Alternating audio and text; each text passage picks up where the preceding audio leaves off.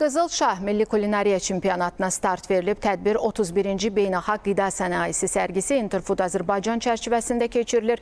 4 gün davam edəcək çempionat Dövlət Turizm Agentliyi və Azərbaycan Milli Kulinariya Mərkəzinin dəstəyi, Ümumdünya Usta Aşbazlar Cəmiyyətləri Asosiasiyasının tərəfdaşlığı ilə Azərbaycan Kulinariya Mütəxəssisləri Asosiasiyası tərəfindən təşkil olunub. Yarışlarda ondan çox ölkənin komandası iştirak edir.